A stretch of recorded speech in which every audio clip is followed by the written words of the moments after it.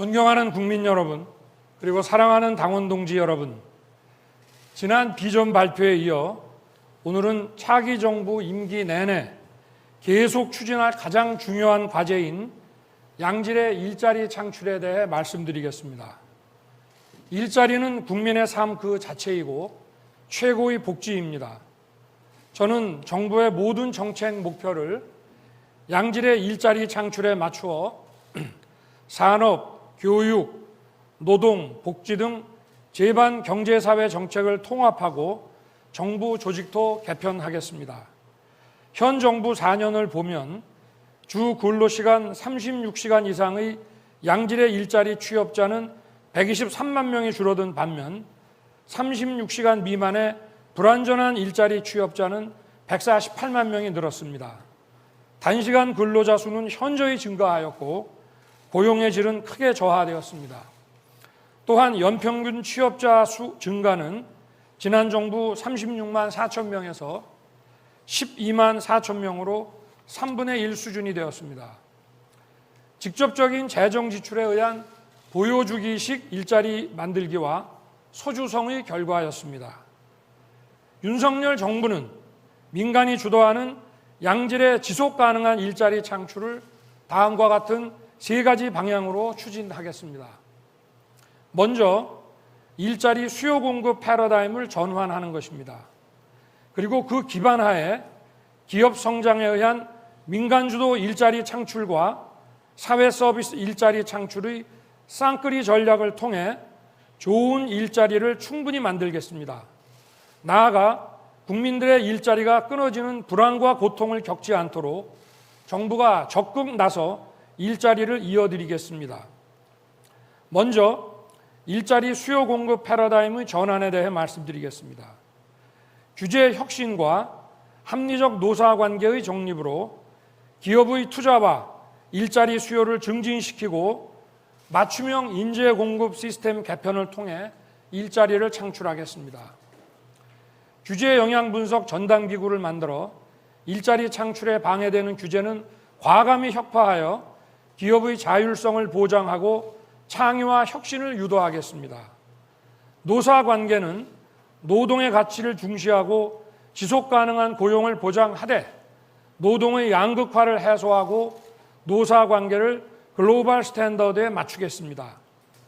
바이오, 반도체, 데이터, 인공지능 기반의 첨단 미래 산업을 포함하여 다양한 산업 부문에서 필요로 하는 인재들이 현장 중심 맞춤형 교육을 통해 배출될 수 있도록 인재 양성 시스템을 개편하겠습니다. 맞춤형 인재 양성을 위해 신성장 동력 첨단 분야와 현장 기능 기술 분야로 나누어 이를 지원하는 정부 조직의 과감한 개편도 추진하겠습니다.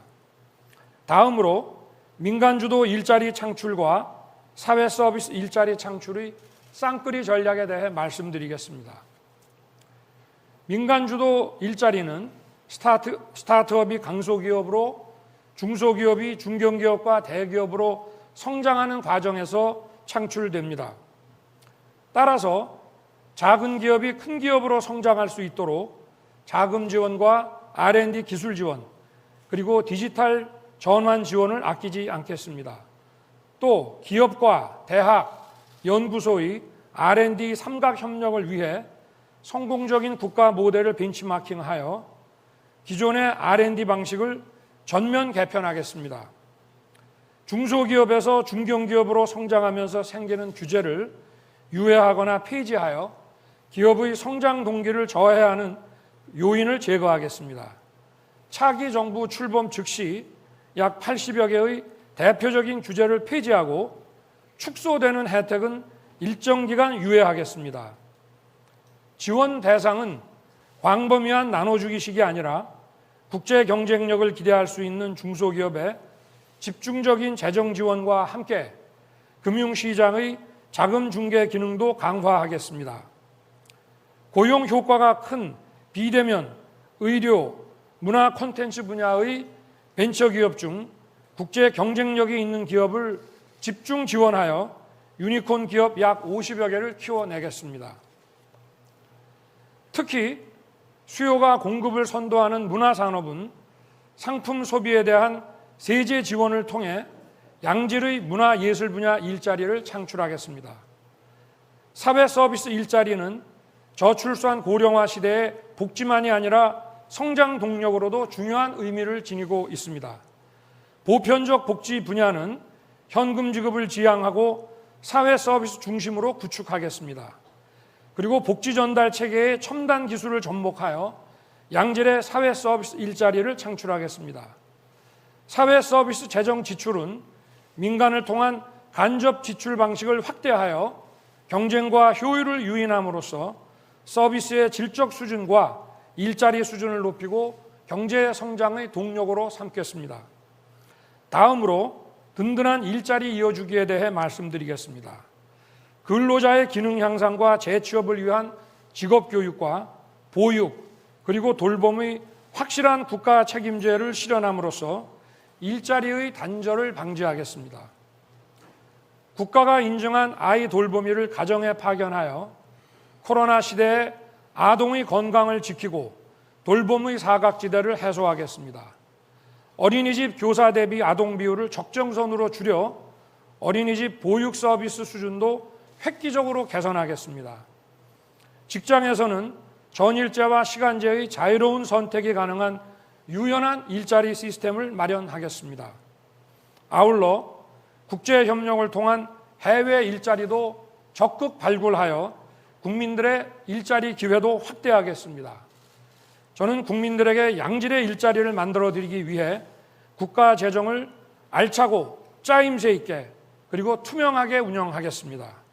국민 여러분, 저 윤석열은 모든 정책 역량을 투입하여 지속가능한 양질의 일자리 창출을 반드시 해내겠습니다. 감사합니다. 네, 윤석열 후보였습니다. 감사합니다. 네, 원희룡 후보께서 이제 질문을 해주셔야 되는데 계속 메모를 하고 계시더라고요. 지금 연설하시는 때 보니까요. 네, 질문 부탁드리겠습니다. 예, 윤 후보님 발표 잘 들었습니다. 그 발표 내용과 관련해 가지고 한 두세 가지 질문을 드리겠습니다. 우선 그 현장 중심의 맞춤형 그런 직업훈련 교육을 말씀하셨는데요. 현재에도 정부에서는 내일 배움 카드를 통한 직업훈련에 대한 지원도 있고요. 폴리텍 대학 등 나름대로는 직업훈련 연계 기관들이 있습니다. 이런 것들의 문제점이 어떻기 때문에 어떤 방향으로 고치겠다는 것인지 그게 첫 번째 질문이고요. 두 번째는 유니콘 기업까지 키우시겠다면서 작은 기업들의 자금 지원, 기술 지원해서 큰 기업으로 지원하겠다 그러셨는데 지금도 나름대로는 자본시장이라든지 금융 여러 가지 지원 제도, R&D 제도들이 있습니다. 현재의 그런 기업 육성 정책의 핵심적인 문제점이 무엇이기에 지금 그에 대한 대안을 제시하시는 것인지, 그리고 마지막 세 번째로는 보육에 대한 국가 책임제, 그리고 뭐 아이 돌보미 파견까지 얘기하셨는데요. 지금 현장에서는 어린이집과 유치원을 통합하는 것이 이슈입니다. 이거에 대해서 어떻게 생각하는지 세 가지 질문입니다. 네네. 그 현장 중심 맞춤형은 두 가지가 있는데요. 그 현장의 그 기능 기술을 어떤 것이 필요한지, 그러니까 우리가 지금 규제를 완화해서 기업이 그 투자 수요와 또 일자리 수요를 키워주는 부분이 있는 반면에 또 지금 기업에서 필요로 하는 그 인력 공급이 제대로 안 되고 있는 맹점이 있습니다. 그래서 기업 중에서도 이 바이오나 이런 첨단 분야에 필요로 하는 부분, 또 그야말로 숙련된 특정 기술이 필요한 부분들을 나눠서 거기에 맞추는 교육 프로그램을 개발하고 대학 교육도 재편하고 실업 교육도 재편하겠다는 말씀이고요. 그다음에 두 번째 그 유니콘 그 기업을 키우는 부분에 대해서는 기본적으로 제일 중요한 것이 그 R&D 기술 지원이고, 그리고 금융산업을 좀 재편해서